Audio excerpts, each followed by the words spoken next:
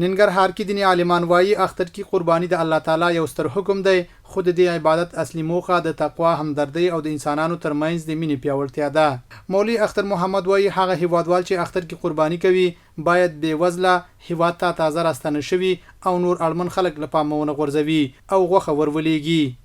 نو قرباني په صاحب نصاب باندې کیږي او صاحب نصاب اوس موجوده تقریبا څه د پاسه 4,000 افغانۍ نصاب زمونږ او ستاسو امارت اسلامي مشرانو ټاکلی ده. نو بهتره دا ده په قربانۍ کې چې نیت صفا وي، نیت برابر وي. دویم ورپسې که چېرته نیت کې ګډوډي راشي، مثال په طور باندې دا ووایي چې زه دا قرباني کوم په دې خاطر باندې چې په د اختر په ورځ به د خلکو کره به غوښه وي او ما کره به غوښه نه وي، یا زما بچی به څنګه، نو دا د قرباني نه کېږي، دا د غوښې دپاره کړې وه، ودې کړه خبره خلاص. مولوي اختر محمد اسلام د مینې، همدردۍ او لاسنیوي دین بولي او په خبره اختر کې بې وزلو سره مرسته دغه خوشحالي سوچنده ډیرولی شي. بهتره دا د غوښه په 3 حصو تقسیم کړی شي،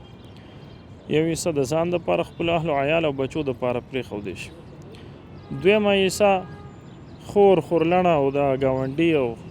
یار دوست دپاره، دریمه برخه د قربانۍ د غوښې هغه غریبانانو فقراو ته، هغه کسانو ته ورکول دي چې مثال په طور هغوی قرباني نه ده کړې. غریبانانو ته ډیره زیاته توجه وشي او بالخصوص مهاجرین ورونه زموږ راغلي دي او یا داسې د یو ځای بل ځای نه هجرتونه کړي دي د بعضې سیلابونو د وجې،